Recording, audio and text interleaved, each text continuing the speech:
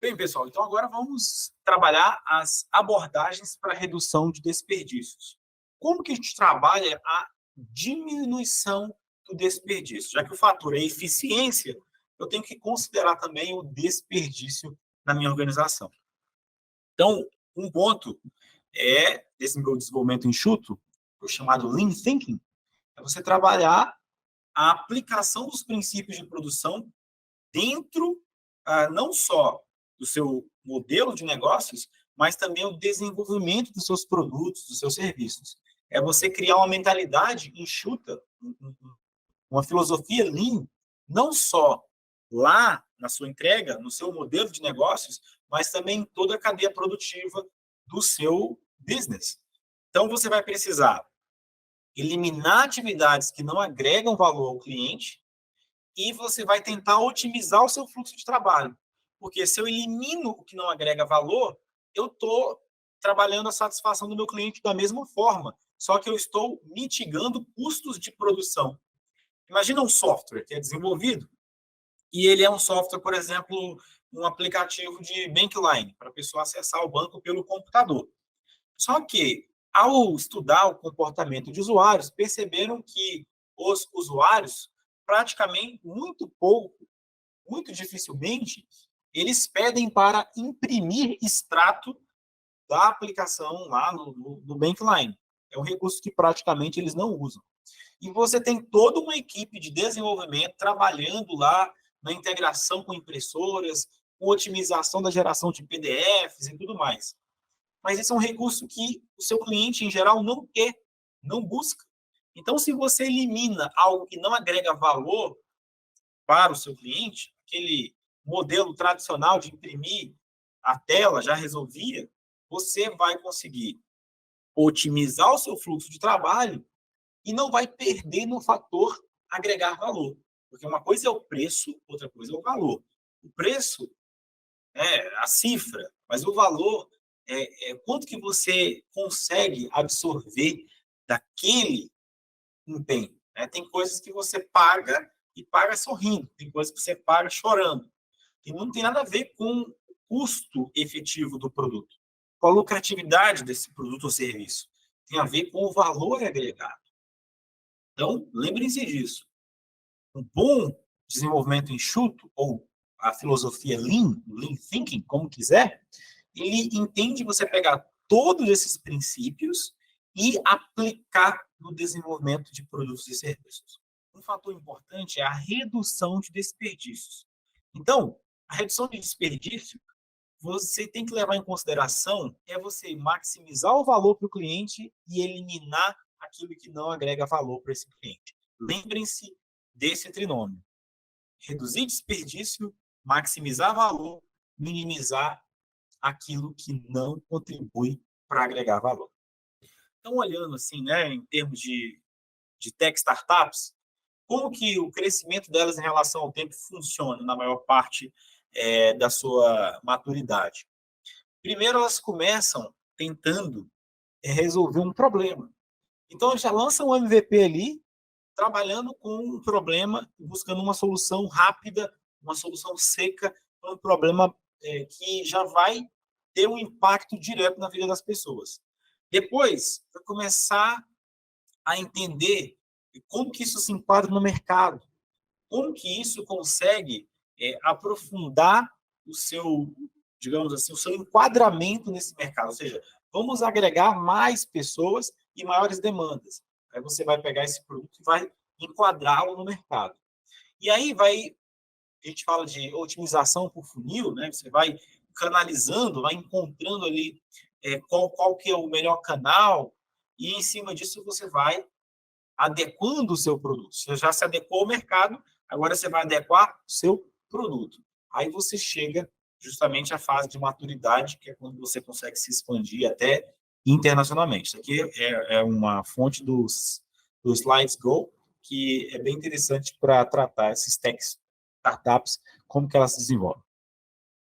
Então, para a gente pensar um mapeamento aí, identificação de desperdícios, padronização de processos e melhoria contínua. O Kaizen, né, que é o nosso uma referência que a gente vai usar aí também, tá? Então, primeiro, você vai analisar o processo para identificar atividades que não agregam valor, você vai classificar os desperdícios, ou seja, você vai trabalhar como que aquilo poderia ser otimizado dentro dessa sua produção. Às vezes você tem transporte desnecessário, estoque excessivo, espera, vários outros fatores. Então, você vai ter que entender onde que tem um gargalo, onde tem uma... Imagina uma torneira que está ali com aquela válvula quebrada, né, vazando água, você vai entender onde está ali tendo vazamento. E, em cima disso, você vai identificar o desperdício, vai padronizar esses processos. E essa padronização de processos, você vai buscar sempre trabalhar com variações desnecessárias, mitigando cada uma delas. Porque se eu consigo padronizar o comportamento, eu evito que meus processos possuam variações desnecessárias. Então, isso vai eliminar, por exemplo, inconsistências, que em alguns casos vão produzir retrabalho, vão produzir desperdício de tempo. Então, a pessoa fez alguma coisa, mas o outro tem que ir lá corrigir aquilo ali tudo de novo. Então, não adianta nada. Você tem que padronizar esse processo para ele ter um padrão de qualidade. Nas indústrias, por exemplo, na linha de produção, eles criaram selos de qualidade. Então, para evitar que um produto, por exemplo, ele fosse lá para a fase final e, devido a um defeito na fase inicial, ele comprometesse toda a construção, sendo necessário voltar lá para corrigir aquele defeito, para depois fazer tudo de novo, então, primeiro se criou um selo de qualidade para que só passe para a próxima etapa aqueles que fossem consistentes na primeira. Então, isso é uma forma de eliminar inconsistências, né, para evitar esse retrabalho. E o Kaizen, que é a melhoria contínua. Você está sempre tendo uma cultura de melhora constante. É você se envolver não só com a sua entrega, com a sua função, mas com toda a organização. Então, é você conseguir criar um mindset dentro da sua equipe que envolva o uso consciente dos recursos, a aplicabilidade sem desperdício, a equipe trabalhando de forma coesa e sempre nessa melhoria contínua, um fluxo, que é o que a gente chama de Kaizen. Alguns outros conceitos importantes. Primeiro é o just in time. Você tem que trabalhar, cada vez mais hoje se usa esse conceito, porque você tem muitos custos quando você tem que estocar e deixar aquele produto em excesso, aguardando para a próxima etapa. Digamos que você tem uma empresa de delivery e você vai armazenar um produto. Então, aquele produto armazenado no seu depósito corre o risco de estragar, de danificar, ocupa espaço, tem custo de manutenção. Tudo isso te dá muito mais demanda. Então, se você consegue reduzir o estoque, você vai minimizar excessos e você vai conseguir ter essa entrega cada vez mais rápida. Mas, obviamente, não posso reduzir meu estoque e ficar indisponível. Eu tenho que ter uma cadeia logística, não só para esse caso, né, de entrega, mas para qualquer outro tipo de produção. Então, o just-in-time ele é um fator decisivo quando se fala em negócios ágeis, quando se fala em MVP. Kanban também é outro conceito que a gente usa. Inclusive, a gente tem várias referências que vêm do próprio japonês, da língua japonesa, esses conceitos nipônicos, justamente para que você consiga trabalhar com referências. A gente vai, inclusive, ver aqui uma árvore, né, que a gente tem vários conceitos, como, por exemplo, a gente viu aqui o Kaizen, né, mas a gente tem o Heijunka, que é equivalente a nivelar. Você tem outros conceitos aqui, a Iparajemba, que são conceitos que a gente vai tentar esclarecer para vocês. Então, o Just in Time tem a ver com essa agilidade na sua entrega. Kanban tem a ver com você usar sistemas visuais para controle de fluxo. É você monitorar e ajustar a produção conforme a demanda real. Então, você tem um sistema que te ajuda a avaliar se você está realmente atendendo aquela demanda de forma adequada. E eliminação de atividades sem valor agregado. gente havia falado. Então, pensando aí nessa pirâmide aí para reduzir desperdício, pensando nessa lógica just in time, que é o produto certo, na quantidade certa, no lugar certo, na hora errada. É você planejar tudo certinho. É você ter um fluxo contínuo de produção e de entrega. É você ter esse sistema, né, o Kanban. É você ter, né, você vai fazer um reboque, você vai rebocar alguém, você vai usar o Kanban. Você vai usar um sistema puxado.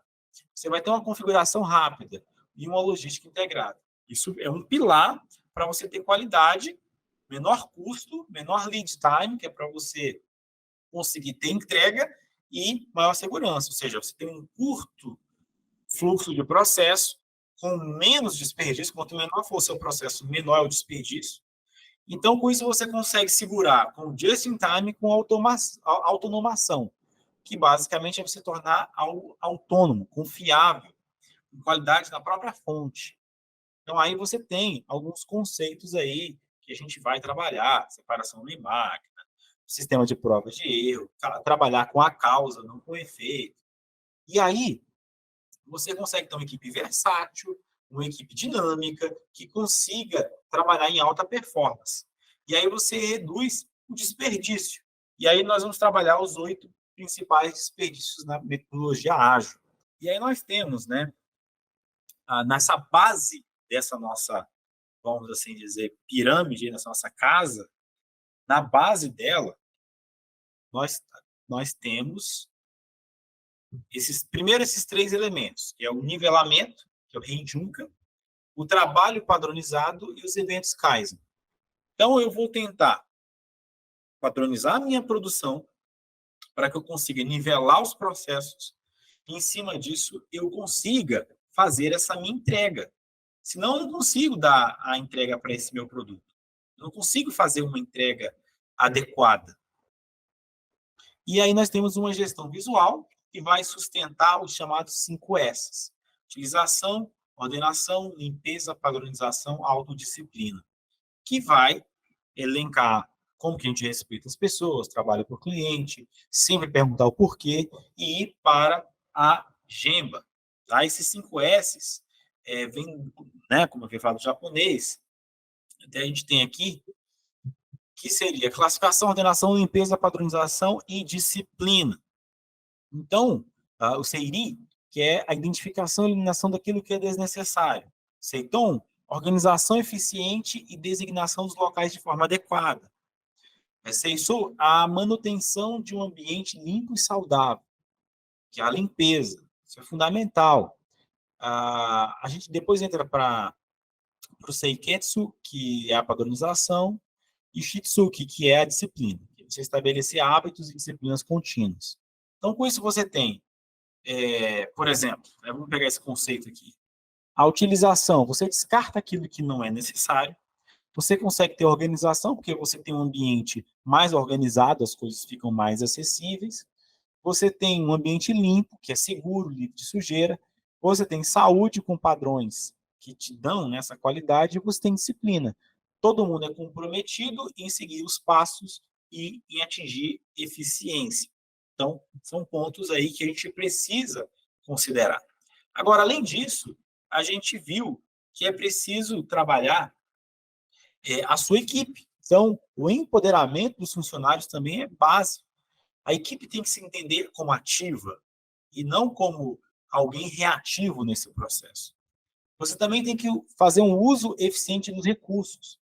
Não adianta também você pegar a matéria-prima e usar de maneira desordenada. Você precisa levar em consideração que mão de obra e matéria-prima não pode ter excessos e tem que ser usado da melhor forma possível. E fazer o chamado VSM, que é a análise de fluxo de valor, que é você mapear o fluxo do valor e como que você vai conseguindo agregar valor a essa sua entrega, a esse seu processo. Aí você consegue identificar atividades que não agregam, você consegue eliminar aquilo que de fato não agrega e focar naquilo que realmente te dá valores.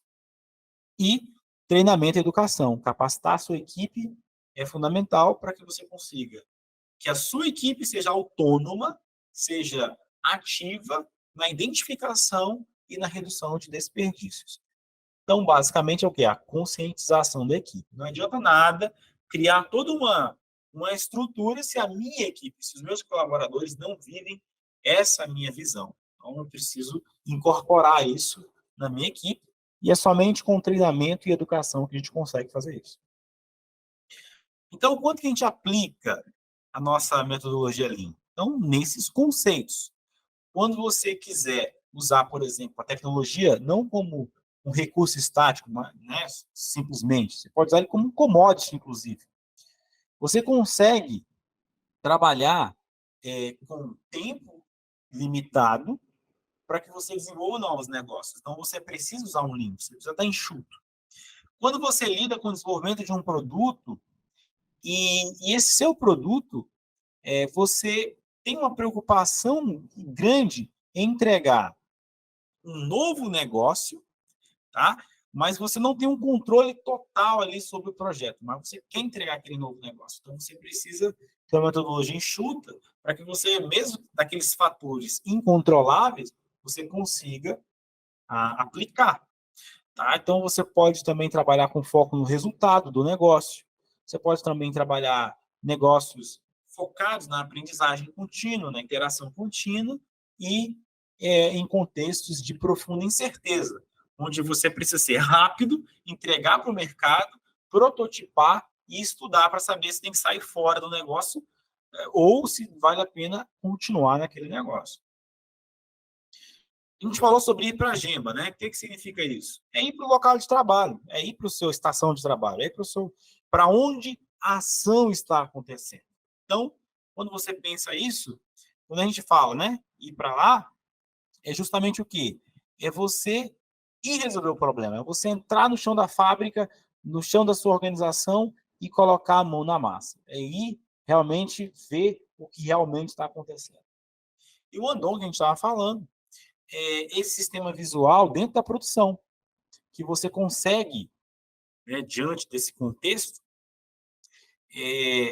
trabalhar rápido a detecção de problema, ali você já consegue comunicar rápido, já buscar para a resolução imediata e a melhoria contínua. É rápido, processo rápido. Então, você usando essa grafia, esse modelo gráfico visual, fica muito mais fácil. Então, para a gente sumarizar o que foi visto, em termos de desenvolvimento ágil, o que a gente pode levar de informação? Trata-se de uma abordagem metodológica para o desenvolvimento de software, e não só software, mas também modelos de negócios, que vai enfatizar quais elementos? Flexibilidade, colaboração e entrega contínua de valor ao cliente. Então, ao contrário dessas abordagens tradicionais, em que você tem, por exemplo, no caso de desenvolvimento de software, um modelo de planejamento, daí você vai fazer um estudo de caso, daí você vai criar um documento de visão, vai começar a aplicar aquele conceito através de atores, de funções, até você entregar, fazer o primeiro deploy, vai demorar muito. E o desenvolvimento ágil, ele vai valorizar não só a produção rápida, com entregas rápidas, mas vai valorizar a figura do indivíduo e as suas interações. Então, isso vai criar o quê? Um software funcional ou um negócio funcional, gerando a colaboração com o seu público-alvo, que é o quê? O seu cliente. Então, isso vai te dar uma adaptabilidade cada vez maior. Então, a metodologia ágil, ela leva em consideração isso. E aí, ferramentas, tem muitas. Vamos citar algumas aqui. O Scrum, que a gente tinha falado, né? A questão do sprint, você dá aquele gás. Kanban, sistema de rebocar. O Extreme Programming, que é o XP, o XP, que você vai trabalhar sobre uma outra metodologia de intensidade. Crystal, o DSDM, FDD, que você vai criando features, você vai criando recursos e adicionais. O Lean Software Development, que seria aquele modelo enxuto. O ASD, que é o adaptativo. A aplicação rápida, que é o RED. E o FDD, ficou até repetido aí, mas é o anterior, a mesma coisa, né? Acabou só dobrando aí. O FDD estava muito engraçadinho aí. E algumas frases aí para a gente fechar esse nosso estudo. Ser uma empresa enxuta não significa ser uma empresa simplória. Você pode ser enxuto com uma máquina bem robusta. O que você precisa é ser eficiente no empregar, na aplicação dos seus conceitos. Ser uma empresa ágil significa ser proativo, ser uma empresa proativa. No mundo dos negócios atual, não adianta você querer ser reativo, ou seja, esperar o mundo apresentar os estímulos para você reagir. Você precisa, através de pequenas iterações, ser proativo e antecipar tendências e se preparar para as mudanças que o mercado vai trazer. Feito pode ser melhor que perfeito. Essa frase pode até soar estranho, soar uma frase de preguiçoso, mas na metodologia enxuta, às vezes, você esperar longo período para você produzir algo sem falhas, pode ser que você nunca consiga fazer com que esse seu produto, esse seu negócio, seja entregue para o seu público final, porque vai demorar muito tempo para ficar perfeito.